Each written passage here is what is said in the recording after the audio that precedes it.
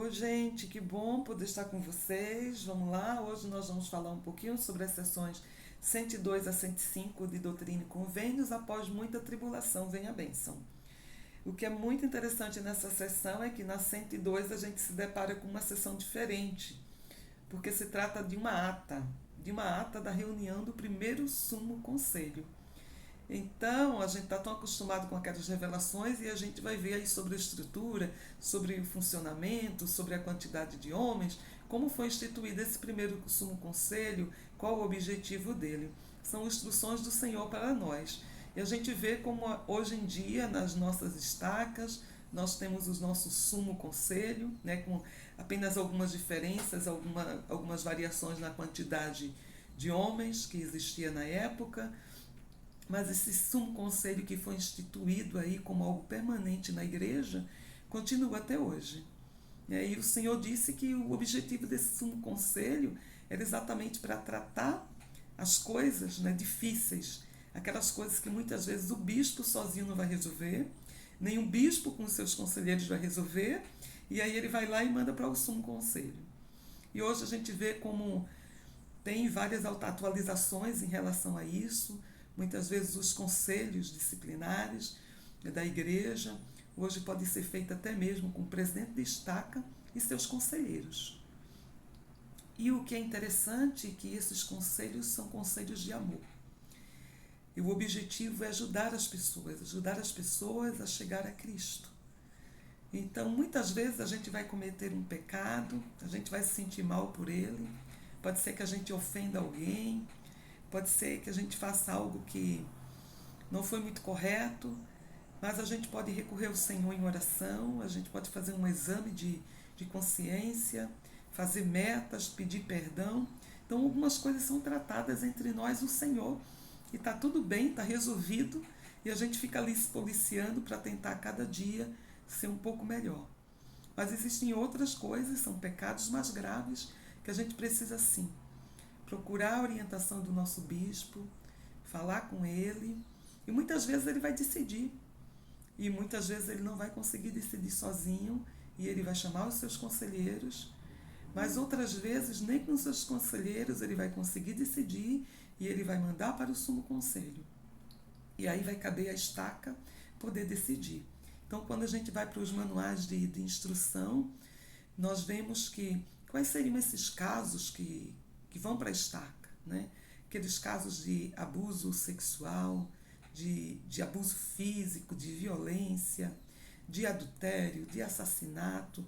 Tem uma lista lá no manual de instruções, né, que nos ajuda a discernir o que realmente é algo grave.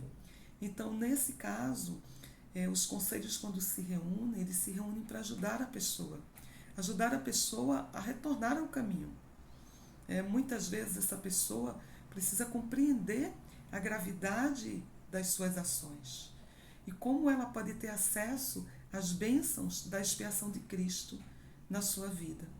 Então, os conselhos estão aí, né? Às vezes as pessoas pensam, nossa, vai ser punido, ou o seu nome vai ser retirado dos registros da igreja. Em alguns casos, sim.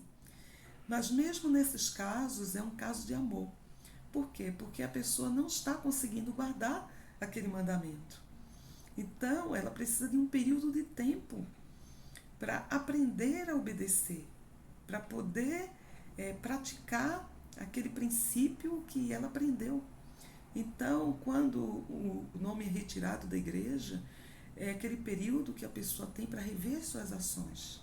E depois, se ela realmente se arrependeu, ela pode ter restituído todos os seus direitos, ela pode ser outra vez batizada, o seu nome, né, acrescentado nos registros da igreja e ter todas as bênçãos, porque a expiação faz isso. A expiação, ela paga, ela borra os nossos pecados. É interessante que os conselhos acontecem, né, para muitas vezes para proteger também os vulneráveis, aqueles que precisam de ajuda.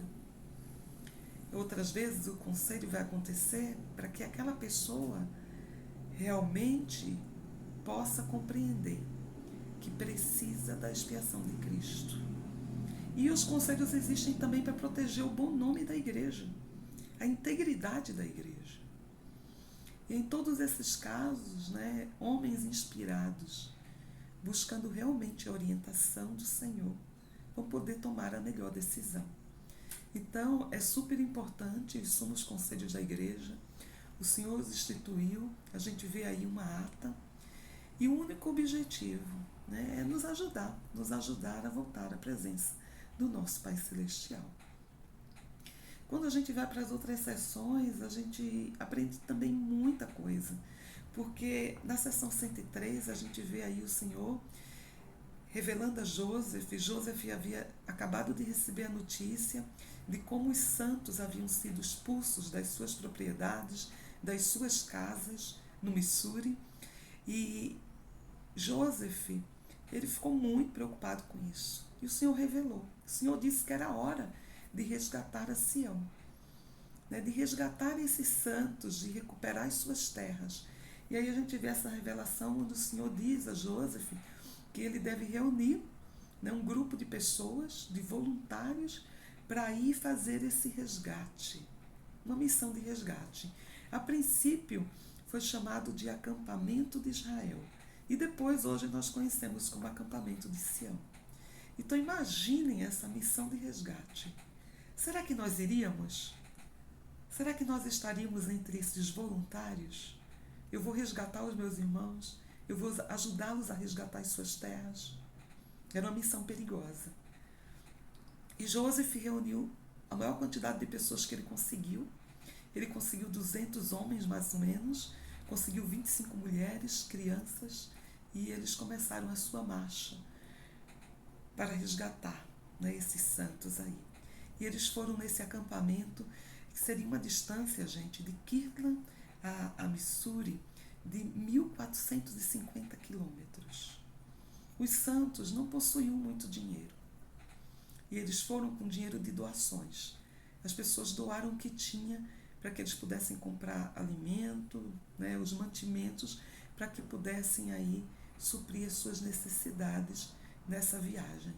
Joseph também escreveu uma carta aos santos da igreja nos Estados Unidos, explicando, né, qual seria o propósito, essa missão de resgatar os santos, que eles esperavam fazer uma missão de paz e que eles haviam pedido ajuda ao governador do Missouri para que eles providenciassem uma escolta, né, uma escolta de guardas, uma milícia, como era chamada na ocasião, para que pudesse acompanhar os santos com segurança e ajudar a restituir as suas propriedades.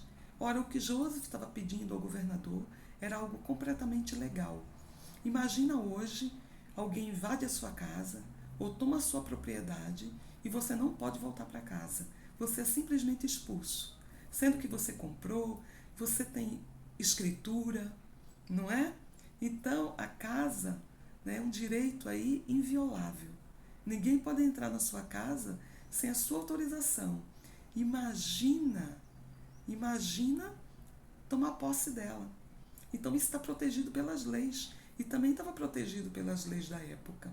Então Joseph, ele procurou nada mais do que a lei e a ajuda para que pudesse ser resguardado a integridade dessas pessoas do acampamento de Sião e também dos santos, para que pudessem expulsar essas pessoas de suas terras, de suas casas, com a ajuda do governo. E eles partiram aí em maio, mais ou menos 5 de maio, eles partiram para esse acampamento em direção ao Missouri. Não foi uma viagem fácil. Imagine 1.450 quilômetros. Eles sofreram aí toda espécie de tribulações físicas, o cansaço, a fadiga, os pés, as bolhas de tanto caminhar, né? Os pés chegavam a sangrar. A comida não era das melhores. E claro, muitas pessoas já começaram a reclamar. Então Joseph ouviu todo tipo de reclamação. Imagine ouvir reclamação porque o cachorro está latindo e não te deixa dormir. Imagina a reclamação porque a comida tem muito açúcar, ou tem muito sal, ou tem pouco sal. Então, não foi uma travessia fácil. E em meio a todas as tribulações, a falta de recursos, as reclamações, quanto mais eles se aproximavam, mais essas tribulações vinham, né? E o Senhor deixou muito claro que permitiu que acontecesse isso com os santos do Missouri, porque muitos deles não foram fiéis. Muitos não guardaram os mandamentos como deveriam. Por conta do seu egoísmo, por conta da avareza, muitos deles não estavam preparados para viver em uma Sião, para viver nessa unidade. Não eram puros de coração. Não estavam preparados para viver uma lei maior. E por isso o Senhor permitiu. Mas o Senhor também tinha dito que a vingança seria dele, que o Senhor estaria com eles. E eles foram nessa missão de resgate, apesar de todas as dificuldades aí, todas as intempéries que aconteceram. E quando eles estavam aí próximo, né, do rio Mississippi, já próximo do Missouri em si, eles receberam ameaças.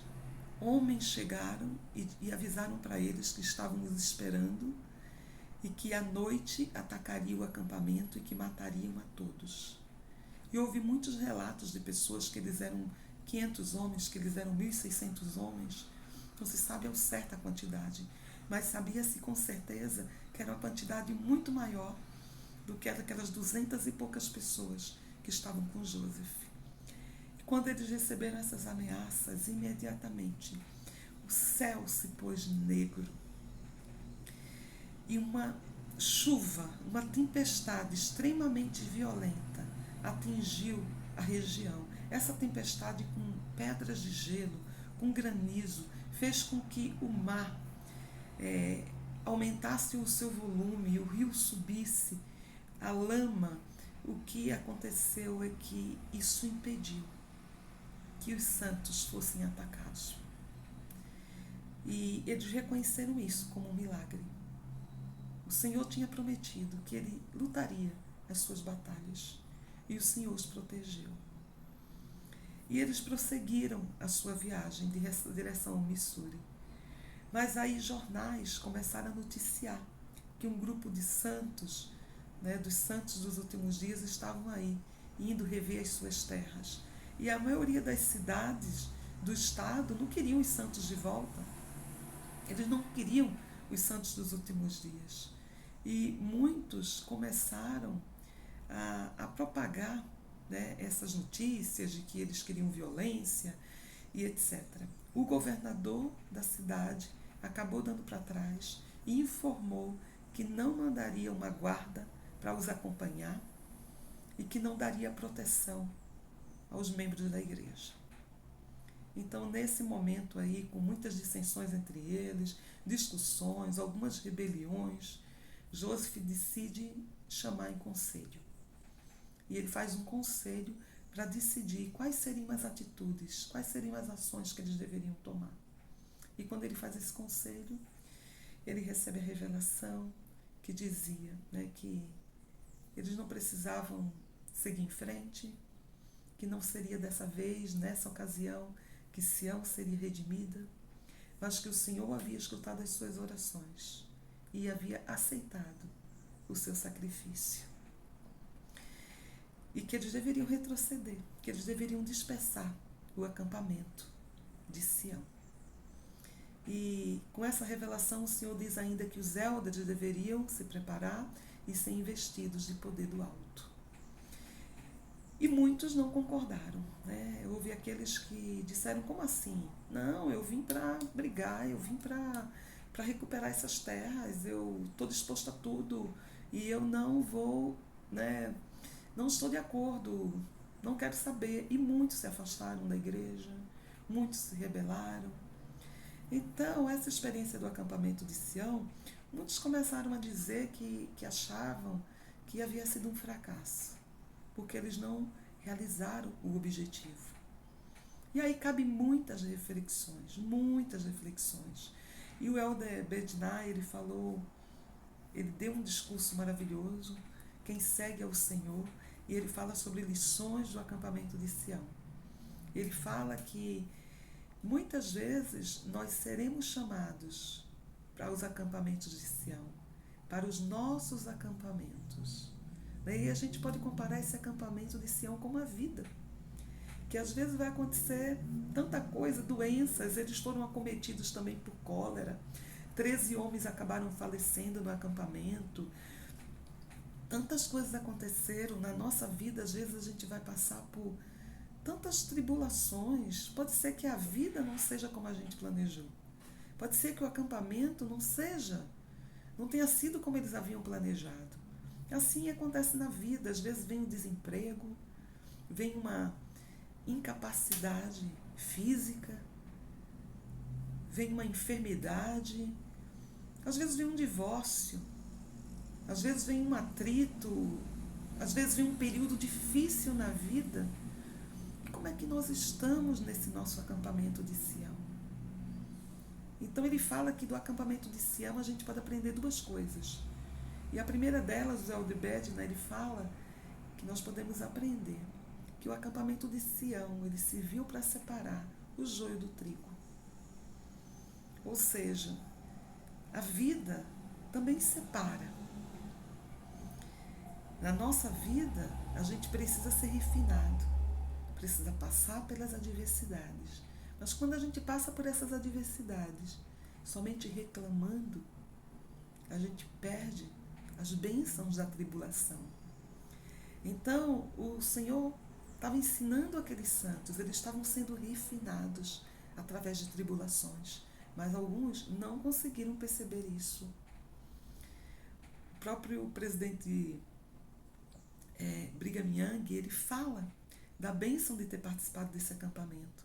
Ele fala como Joseph, ele recebia reclamações dia e noite, mas ele era incapaz de reclamar de qualquer coisa. O presidente Woodruff, que foi o profeta da igreja, difícil pronunciar esse nome, o presidente Woodruff, ele fala que pessoas aconselharam ele a não ir para o acampamento de Sião e disseram que ele poderia morrer. E ele diz assim: ainda que eu fosse atingido por uma bala, entrando no Missouri, eu iria e não me arrependeria. Então, outra coisa que o Elder Bednar fala, a segunda coisa que nós podemos aprender com o acampamento de Sião é obedecer. É obedecer aos nossos líderes, ao profeta. E aqueles homens que obedeceram aos líderes foram extremamente abençoados, perseveraram e morreram firmes no Evangelho. Então, na nossa vida, no nosso acampamento de Sião, vamos sim passar por tribulações, mas precisamos lembrar de obedecer. Obedecer aos mandamentos, obedecer ao Senhor, obedecer aos nossos líderes. Quando eu falo de líderes, eu falo os nossos líderes locais, eu falo também as nossas autoridades gerais, o profeta, os apóstolos, obedecer seus conselhos, o que eles nos dizem. Então, aqueles homens que obedeceram, e a gente vai ver que do acampamento de Sião, esses homens que obedeceram, eles se tornaram também líderes na igreja. Desse acampamento, 8 homens foram chamados como apóstolos. Vários foram chamados a compor os 70 da igreja. Então, esse acampamento serviu para refinar, serviu para separar o joio do trigo, serviu para perceber aqueles que estavam dispostos realmente a obedecer e cumprir a vontade do Senhor. E muitas vezes a vontade do Senhor não é a nossa. Quantas vezes a gente planeja uma coisa e a gente pensa, vai ser assim, vai ser assim, vai ser assado, e de repente acontece tudo de maneira diferente. Não é? Quantas vezes a gente pode se sentir frustrado e pensar, eu planejei envelhecer com meu marido, mas ele morreu. Eu planejei que eu teria muitos filhos, mas aí eu descubro que eu sou estéril. Eu queria ser alguém muito bem sucedido, ter dinheiro, mas aí eu vivo a vida inteira pagando contas e fazendo cálculos das contas que eu tenho que pagar. Então, muitas vezes a gente planeja coisas e a gente não imagina o quanto o Pai Celestial nos ama. e o quanto Ele nos dá provações para que a gente possa aprender nessas tribulações, para que a gente possa passar pelo teste. O acampamento de Sião, ele foi um teste, ele foi uma prova. Mas como nós estamos nos saindo nas nossas provas, nos nossos testes da vida? Será que a gente costuma reclamar nas primeiras provações? Ou a gente é mais obediente? Ou a gente tem mais vontade de fazer o certo? Então, esses capítulos, essas sessões, nos ensinam muito. Nos ensinam muito de como essa igreja, de como a organização é perfeita, de como o Senhor nos ama a ponto de pensar em todas as coisas. E de pensar, e em pensar, né, que o Senhor está preocupado conosco. Ele está preocupado até nos detalhes, que nós pensamos que o Senhor não sabe, mas Ele sabe tudo, tudo. Tudo que nós precisamos aprender é a confiar. É a confiar que no momento mais terrível, talvez o Senhor não envie uma chuva de granizo, uma tempestade torrencial, mas talvez Ele envie um de seus anjos, talvez Ele envie um ministrador, um telefonema do bispo, talvez Ele envie alguém, um familiar, um amigo, que vai nos ajudar no momento que nós mais precisarmos.